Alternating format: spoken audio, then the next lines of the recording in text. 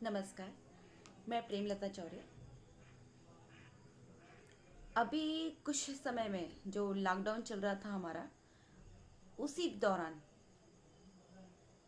पालघर मुंबई के पास एक कांड हुआ जिसमें दो साधुओं की और उनके ड्राइवर की निर्मम हत्या कर दी गई। उन्हें मार दिया गया, बुरी तरह से पत्थरों के द्वारा, डंडों के द्वारा उन्हें कुचल दिया गया। इतनी बुरी तरह से उनकी हत्या की गई ताकि हिंदू समाज को डराया व धमकाया जा सके, उनमें डर पैदा किया जा सके। स्टार्टिंग में कुछ लोग डरे भी कि ये मुस्लिम और ईसाइयों का आतंक है। शायद ये उनकी रणनीति थी। जो नए नए लोग कन्वर्ट होते हैं, जैसे बोलते हैं ना कि नया नया अमीर बनता है तो उसे बहुत जोश होता है, उसी तरह से ये होता है कि जब नया नया कोई ईसाई या मुस्लिम बनता है ना, तो उसमें भी बहुत जोश होता है। उसे भी तलवार उठाकर मारकाट करने में बहुत मज़ा आता है। ठीक उसी तरह से ये भी एक केस था जहाँ नए नए लोग कन्वर्ट हुए थे। उन लोगों ने उन साधु संतों को मार दिया। उसके बाद सभी लोग शांत थे क्योंकि वो हिंदू संत थे। इसीलिए उनके लिए, उनके मारने वालों के विरोध में खड़ा होने के लिए कोई तैयार नहीं हुआ। फिर थोड़ा सा मुद्दा अर्नब ने उठाया अपनी रिपब्लिक चैनल के माध्यम से, और उसके बाद में इस मुद्दे को तुल दिया। फिर उन्होंने साधु संतों को इनवाइट किया। साधु संतों ने फिर एकजुट होकर कहा कि हम इसका विरोध करते हैं और इस मुद्दे को, इस अभियान को हम आगे बढ़ाएंगे कि हिंदू साधु संतों की ही हत्या क्यों की जा रही है, इसके पीछे क्या षड्यंत्र है और कौन है वो लोग जो ये काम कर रहे हैं, एक घृणित काम कर रहे हैं। इसके लिए एक अभियान भी चला, कुछ समय तक चला। फिर उसके बाद में बातें ठंडी होती चली गई। आज उनके कहा कि किसी ने कहा कि 100 लोगों को गिरफ्तार किया गया, किसी ने कहा 200 लोग गिरफ्तार किए गए, किसी ने कहा 120 लोग गिरफ्तार किए गए। अलग अलग चैनलों पे अलग अलग आंकड़े आते गए, अलग अलग सफाइयाँ आती गई, कहीं उनके मुख्यमंत्री की तरफ से, कहीं उनकी पार्टियों की तरफ से, क्योंकि वो गठबंधन की पार्टी है। तो जिसके मन में जो आता है अपने बचाव के लिए वो कहता है। कोई वहाँ पर एक बात तो कहता नहीं है जिस पे विश्वास की जाए।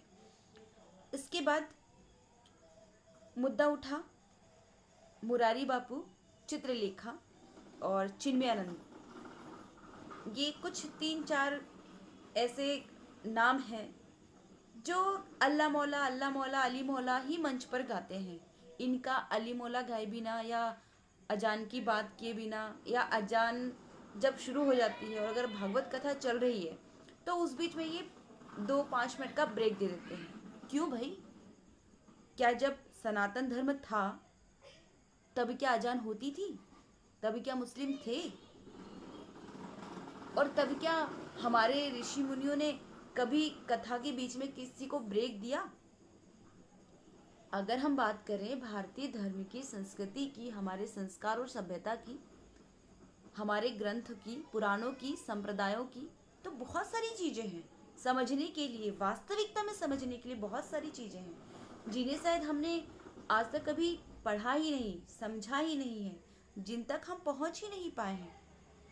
लेकिन वास्तविकता से नकारा तो नहीं जा सकता, वास्तविकता को ना तो नकारा जा सकता है ना उसे झुटलाया जा सकता है। सनातन धर्म वह है जो लाखों लाख वर्ष से चला आ रहा है, क्योंकि उसके पहले कोई और धर्म, कोई और पंथ था ही नहीं। यह मानव जीवन को एक ऐसी शिक्षा, सभ्यता, संस्कृति देने वाली एक ऐसी प्रणाली सिद्ध हुई जिसने पूरे विश्व में अपना प्रसार किया, लोगों में सभ्यता दी, उन्हें खाने पीने का तरीका सिखाया, उठने बैठने का तरीका सिखाया, उन्हें कपड़े पहनना सिखाया। ये वो भारतवर्ष की देन है। लेकिन हमारे जो ऋषियों ने हमें ज्ञान दिया, उस ज्ञान का उन्होंने विस्तार भी संपूर्ण विश्व में किया। पर धीरे धीरे हमारे जो ऋषि मुनियों का वैदिक ज्ञान था, ये संप्रदायों में बटा। संप्रदायों के माध्यम से नई किताबें की रचना हुई, नई किताबें आई, नए ग्रंथ आए, सब कुछ हुआ, विस्तार हुआ। गलत नहीं हुआ, विस्तार होना अच्छी बात है। हमारे ऋषि मुनियों ने यही कहा है कि हमने जो दिया है इस ज्ञान को तुम इसे आगे बढ़ाओ। हमारे यहाँ ज्ञान को आगे बढ़ाने की परंपरा है। हमारे ऋषि मुनियों का आदेश है कि जो ज्ञान आज तक हमने प्राप्त किया उसे आप इसे आगे लेकर जाओ। तो पंथों का उदय हुआ। पंथों के बाद में नए नए ग्रंथों की रचना हुई। बहुत अच्छा हुआ कि हमने हमारे नए ऋषि आते गए, उन्होंने नए नए ज्ञान का उदय किया, समाज में नई नई सभ्यताएं विकसित की, हमारी संस्कृति को बढ़ावा दिया। लेकिन उसके बाद ये जो मजहब आए, पंथ आए, पंथों के बाद में जो ये मजहबों का सिस्टम शुरू हुआ, यहाँ से दुखदाई होना शुरू हो गया। क्यों? क्योंकि यहाँ आते आते व्यक्ति स्वार्थी होने लगा। कुछ हिंदू पंथ के नकारात्मक पंथ भी आए, जैसे कुछ बौद्ध पंथ उत्पन्न हुए। इसी तरह से और भी पंथ आए, जैन पंथ आए, थोड़ी सी कट्टरता को लेकर आए, लेकिन जैन फिर भी हिंदुओं में मिल गए। और बौद्ध था, इन्होंने अपना अलग प्रचार प्रसार करना शुरू किया। इन्होंने पूरे देश में और देश के बाहर चाइना तक अपनी पैठ बनाई। मलेशिया, थाईलैंड, पटाया, सब जगह ये लोग गए। नेपाल में भी है, हर जगह इन्होंने अपना फैलाया बौद्ध धर्म को।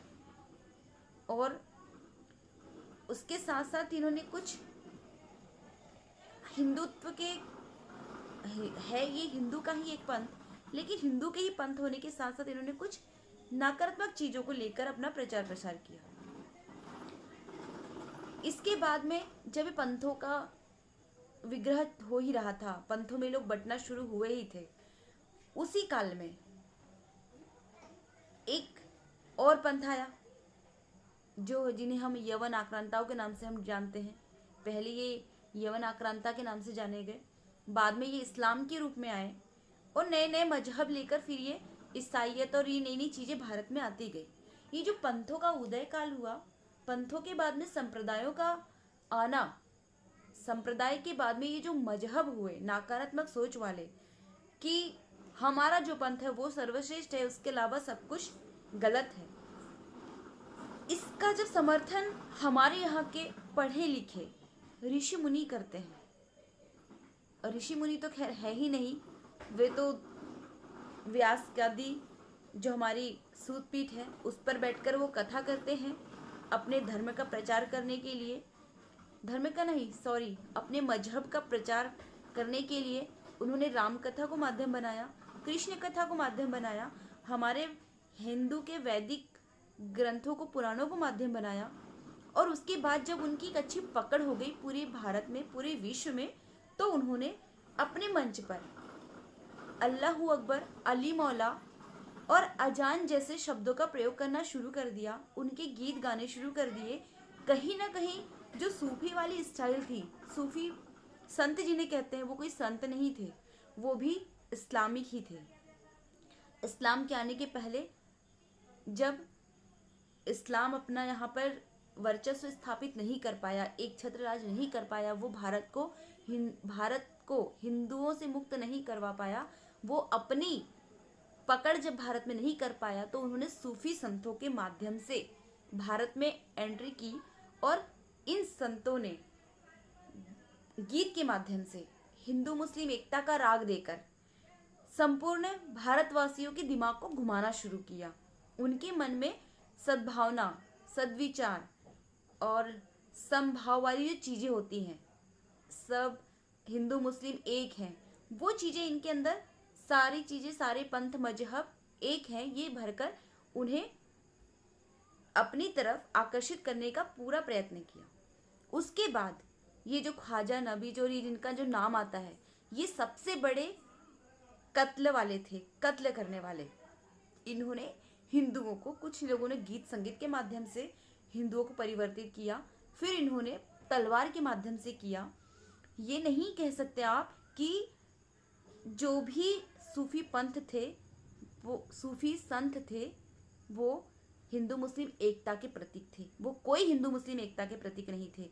यही जो आज के मुरारी बापू कर रहे हैं, ये वही संत हैं, उसी तरह के संत थे ये, जो उस समय उन्होंने भारत में संगीत के माध्यम से और तलवार के माध्यम से सूफी संत के नाम से इस्लाम को फैलाया, हिंदुओं को इस्लाम बनाया। हिंदुओं को मुस्लिम बनने पर मजबूर किया और इन्होंने ही फिर धीरे से आक्रांताओं को आने का मार्ग सुझाया। और जैसे हमारे फिर वाराणसी में हमारा मंदिर तोड़ा गया, सोमनाथ के मंदिर तोड़े गए, इनमें फिर किसका हाथ था? यही सब थी। बाबा अजमेर शरीफ की जो घटनाएं कभी पढ़ के देखिए, कभी सुन के देखिए। ख्वाजा शरीफ जिनके बारे में लोग इतना माथा टेक टेक कर माथा फोड़ फोड़ के आते हैं, कभी उनके बारे में थोड़ा निकाल कर पढ़ना शुरू कीजिए। कितने हजारों लाखों हिंदुओं को उन्होंने मारा काटा था और मुसलमान बनाया था। उसके बावजूद भी मुस्लिम तो वहां नहीं जाते माथा फोड़ने, लेकिन सारे हिंदू जाएंगे वहां माथा फोड़ने और इतने आदर सम्मान से उनका नाम लेंगे उन कत्ल करने वालों का। अरे थोड़ा तो हिंदुओं को सोचना चाहिए, थोड़ी तो उन्हें भी शर्म आनी चाहिए कि जो आपके पूर्वजों के खूनी हैं, कातिल हैं, उन्हें ही आप भगवान की तरह पूज रहे हो। बंद करो ये नाटक।